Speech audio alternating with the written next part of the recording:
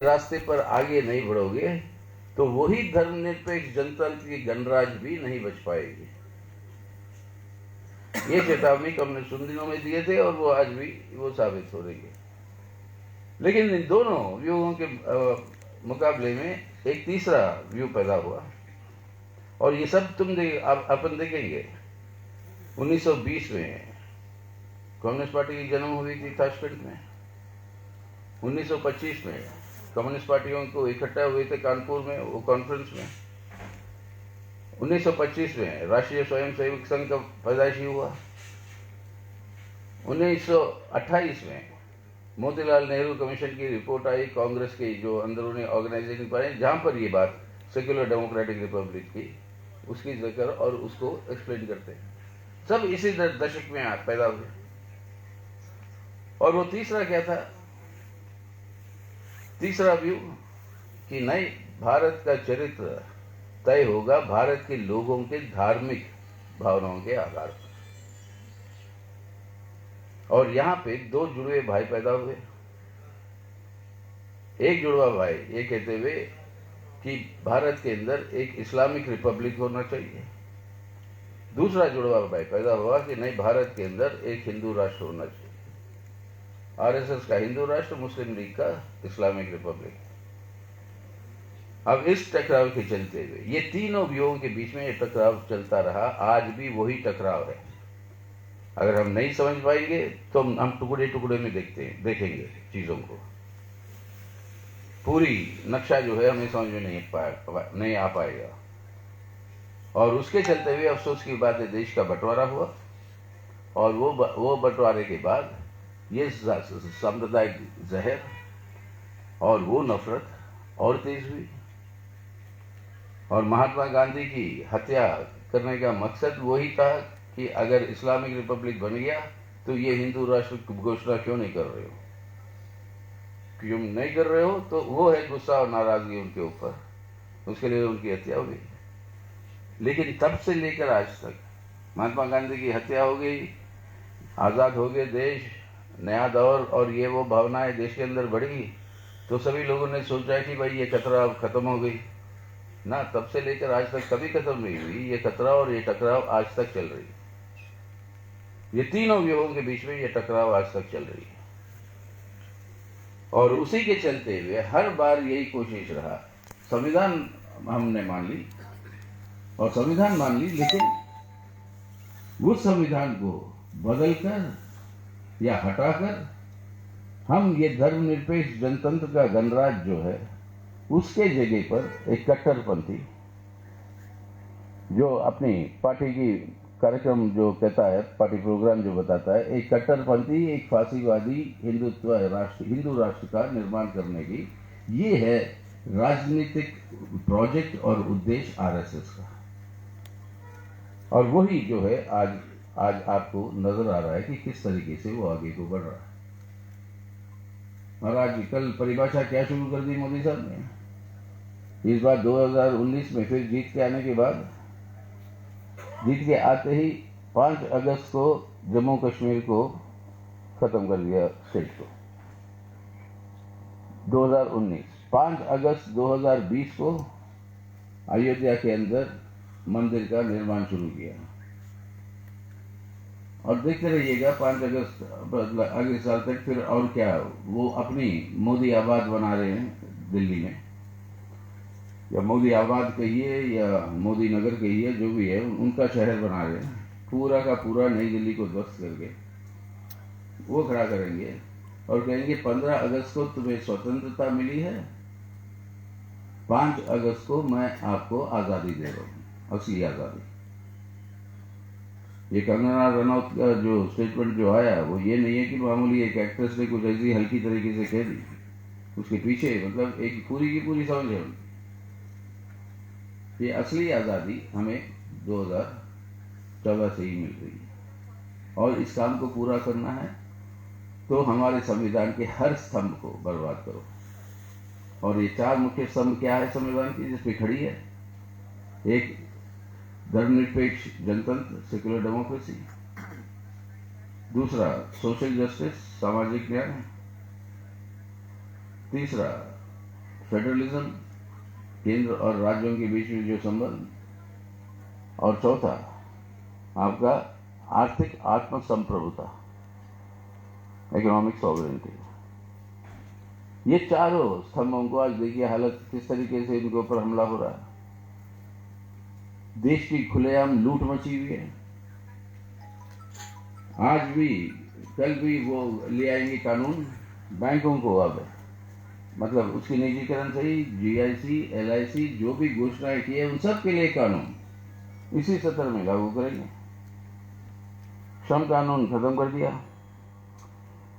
कृषि कानून वो तो अब 1 साल पूरी की पूरी लड़ाई के साथ वो रास्ता दिखा रहा, इसमें बात नहीं होगा, वो रास्ता दिखा रहा हमें कि अगर डटकर खड़े होकर मुकाबला करके हम जो है हमारे संघर्षों को तेज और बरकरार रखेंगे तो मोदी जैसे आदमी को भी झुकना पड़ेगा और उसके भी घुटने ठिका देंगे। मतलब ये काम जो आज तक इन 7 सालों में किसी ने सोचा नहीं कि ये मुमकिन है, वो हुआ।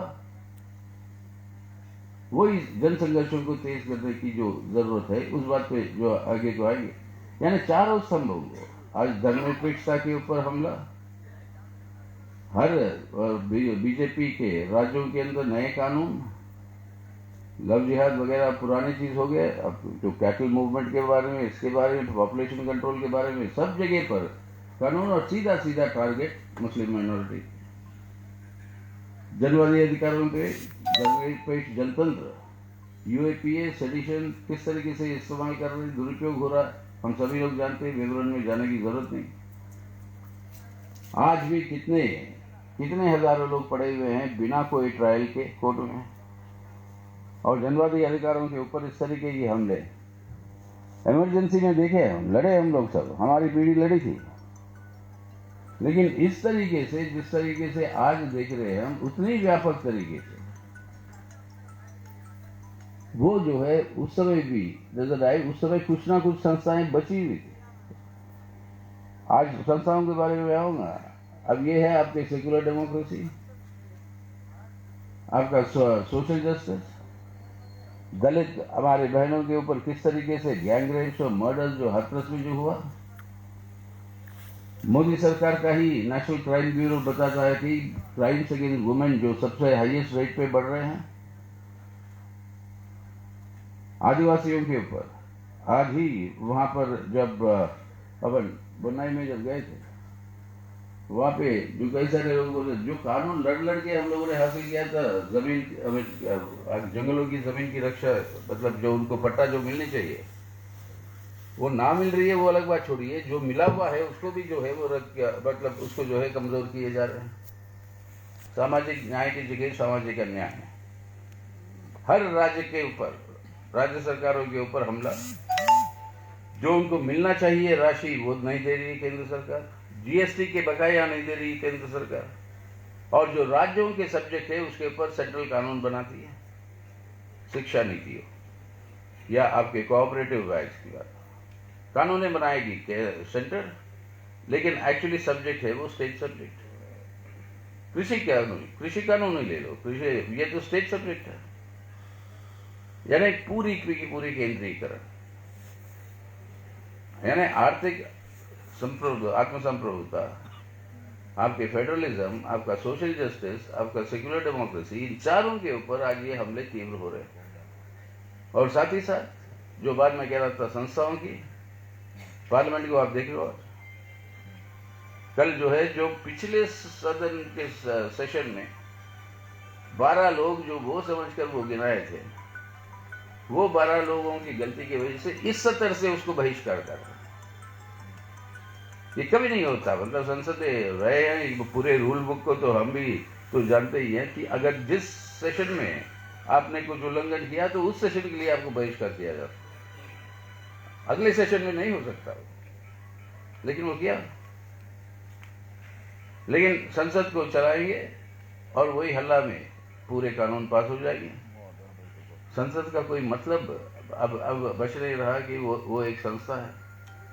कोर्ट कचहरी अब 3 साल होने को आ रहे हैं, धारा 370 के ऊपर चैलेंजेस हो, या सीएए, एनसीआर, एनपीआर के ऊपर चैलेंजेस हो, या इलेक्ट्रल बॉन्ड्स के ऊपर चैलेंजेस हो, ये केसेस आज तक सुनवाई नहीं दे रही। या आपकी इलेक्शन कमीशन, सभी लोग जानते हैं वो किस तरीके से उनकी जो फेवरेटिज्म भाजपा की सरकार के साथ होती है। सीबीआई, ईडी, वो तो हथियार बन गए सरकार की, इस सरकार की ऑपोजिशन को मतलब उसके ऊपर मारने के लिए। ये सब संस्थाओं के ऊपर हमला, यानी संविधान की ढांचे पे हमला, स्तंभों पे हमला, इन संस्थाओं पे हमला, और इसके चलते हुए आम मेहनत कर जनता के ऊपर शोषण और तेज।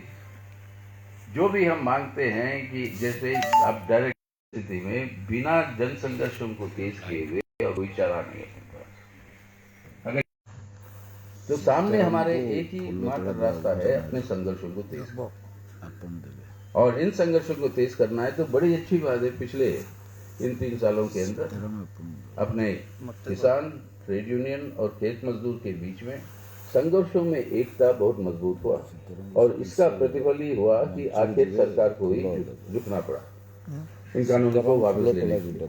बहुत कोशिशें की इसको तोड़ने की, नहीं। अब आने वाले दिनों में ट्रेड यूनियन के बड़े बड़े स्ट्राइक एक्शन की कॉल दिए हैं। सेंट्रल ट्रेड यूनियंस ने कहा कि बजट सेशन में पार्लियामेंट के तो वो पूरा ऑल इंडिया स्ट्राइक होगा। इन सभी प्राइवेटाइजेशन और ये जो केंद्र लेबर कोड्स वगैरह वगैरह इन चीज़ों के बारे में कानून जो निकले हैं, तो आने वाले समय में छात्र अपने नई शिक्षा नीति के खिलाफ, छात्र बुद्धिजीवी वगैरह वगैरह वो अपनी का मतलब कई सारे योजना बना रहे हैं। नौजवान संगठन सब मिलकर बेरोजगारी के ऊपर जो भयंकर तरीके से बढ़ रही है, ये आंदोलन को बढ़ाने की बात जो है उनके बीच में जो चल रही है। तो आने वाले दिनों में ये संघर्ष है, जन संघर्ष और तेज होने की संभावना है, और वहां पर पार्टी कॉन्फ्रेंस है ये, तो अपनी जिम्मेदारी है इन सब को और मजबूत करने के लिए हमें पहलकदमी लेने की जरूरत है। तो आज ये मुख्य उद्देश्य जो है, अगर अपने भारत को आज बचाना है तो भाजपा को इनको सरकार से दूर रखना है। आरएसएस का जैसे पार्टी कार्यक्रम बताता है कि उसका उद्देश्य एक फांसीवादी उद्देश्य है हिंदू राष्ट्र का निर्माण के लिए, लेकिन आरएसएस का राजनीतिक अंग है बीजेपी। जब बीजेपी सरकार में होती है, ये भी पार्टी प्रोग्राम बताता है स्पष्ट रूप से, बीजेपी जब सरकार में होती है तो आरएसएस के एजेंडे को वो लागू करती है, और इस आरएसएस के एजेंडे से जो अपना देश के धर्मनिरपेक्ष व्यवस्था को जो रद्द किया जा रहा है, उससे अगर बचाना है तो इनको जो है सत्ता से दूर रखना है, और हिंदुत्व के ऊपर कई प्रकार के मल्टी डायमेंशनल हमें जो है इस संघर्ष को तेज करनी होगी। सिद्धांतिक, आइडियोलॉजिकल, कल्चरल, अपने को मतलब हर डायमेंशन पे, इकोनॉमिक तौर पे इनके खिलाफ, इस आइडियोलॉजी के खिलाफ इस संघर्षों को तेज करना है। अगर ये काम करना है और उनको वीकन करना है बिना अपनी ताकत, अपनी पार्टी की ताकत और क्रांतिकारी धाराओं की ताकत को मजबूत किए हुए, वो संभव नहीं। तो मुख्य ऑब्जेक्टिव इस पूरी पार्टी कॉन्फ्रेंसों में, जैसे मैं पहले कह रहा था, और पार्टी कांग्रेस कि आज के दिन जो अपनी पार्टी की कॉमरेड सूर्यकांत मिश्रा हैं, या पे कल रहेंगे और शायद परसों भी रहेंगे, संगठनात्मक सवालों पर वो आपके बीच में चर्चा करेंगे। लेकिन अब अपनी आज के दिन अपने को सीधा टारगेट बनाकर वो अपने को अटैक करते हैं। वो किस लिए? कोई बड़ा ताकत तो है नहीं आपका। लेकिन जब आपके 9 मेंबर थे लोकसभा में, टारगेट आप ही थे। अब जब आप 3 मेंबर हो गए लोकसभा में, टारगेट आप उस समय टारगेट थे, और त्रिपुरा से आपसे छीन लिया। अब आप 3 मेंबर हो, तब भी आपको टारगेट बना के चलते हुए क्यों? विचारधारात्मक रूप से जन संघर्षों को मजबूत करने की ताकत अगर किसी में है तो वो है इन वामपंथियों में लाल झंडे। इस बात को हमसे ज्यादा वो स्वीकार करते हैं और वो समझते हैं। कई बार अपने कॉमरेड भी बौखला जाते हैं, लेकिन वो क्लियर है। यही है ताकत जो लोगों को लामबंद करके उतार लिया सकती है संघर्षों में। जब तक इसको कमजोर नहीं करोगे, लेकिन उसके बावजूद आज भी क्या उनके पूरे मुख्यमंत्रियों का कहना क्या है, उत्तर भारत में हरियाणा के असेंबली में बोल देता वो उनका मुख्यमंत्री कि ये कॉमरेड और कांग्रेसों का खेल है, ये लाल झंडा और लाल सलाम के लोग हैं, ये किसान आंदोलन को जो चला रहे हैं। तबकि वास्तविकता में अगर आप देखो तो अपनी ताकत मतलब उस तरीके की है ही नहीं, लेकिन इन्फ्लुएंस है अपनी, तो इसलिए ये सब बताते रहते हैं। तो वो भी समझते हैं ये इसका मुकाबला अगर करना है तो अपनी अंदरूनी ताकत को और हस्तक्षेप करने की, राजनीतिक हस्तक्षेप करने की क्षमता को जब तक हम मजबूत नहीं करेंगे ये संभव नहीं होगा। और ये मजबूत तभी होगा जब अपनी लड़ाई और संघर्ष सिद्धांतिक होगी, संगठनात्मक होगी, राजनीतिक होगी, और ना सिर्फ कोई चुनावी पेचतेच में फंस के नहीं, और उसी के अंदर दिमाग लगाते जाओ तो सीधा सीधा उन्हीं के लिए फायदा है। जमीन पर संघर्षों को तेज करना है, और जमीन पर संघर्षों को तेज करना है तो आपको और हम सबको उतरना है जमीन पे। और जब तक उतर के इन संघर्षों को तेज नहीं करोगे, जैसे किसान आंदोलन और ट्रेड यूनियन मूवमेंट में हुआ, जब वो नहीं करोगे तो इसके मुकाबला करना सिर्फ एक थियरी बन के रह जाएगा, लेकिन वास्तविकता में हम हासिल नहीं कर पाएंगे। और वो कमजोरी को हमें दुरुस्त करना है, ये बहुत जरूरी है पार्टी के सामने। तो आज ये मुख्य उद्देश्य है। तो इसको दृष्टि में रखते हुए हमारी जो कमजोरियां हैं, बहुत सारी कमजोरियों के बारे में हम विश्लेषण किए हैं, करते रहते हैं। कलकत्ता प्लेनम में कई सारे निर्णय लिए। अब ईमानदारी से आत्मालोचना करते हुए आप लोग सब पूछिए अपने आप को, वो निर्णयों को कितना लागू किया आपने। हर कॉमरेड को ये सवाल अपने आप को पूछना है। और ये जब तक इस तरीके से हम दुरुस्तीकरण अपने आप को नहीं करेंगे तो आज ये चैलेंज को हम सामना नहीं कर पाएंगे।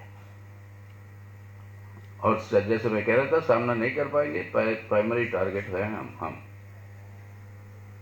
तो इसको चैलेंज करना है तो अपनी अंदरूनी ताकत, अपनी संगठन को हमें मजबूत करने की जरूरत है। और ये काम जो आप उड़ीसा के स्तर पर अगले 3 दिन में आप यहाँ पे करेंगे, और ये काम हम लोग सब मिलकर पूरी भारत के स्तर पर अपने ऑल इंडिया कांग्रेस में करेंगे। वो है उद्देश्य जिसके चलते हुए इस प्रक्रिया में हम आगे बढ़ रहे हैं। तो ये सब लेकर हम आगे चलेंगे, इसकी पूरी उम्मीद और विश्वास के साथ, और ये कहते हुए अपने सामने और कोई विकल्प नहीं है, ये करना ही है। कम्युनिस्ट होने के नाते ये करना ही है हम सबको, और इसको आगे ले जाते हुए और मजबूती के साथ हम आगे ले जाएंगे।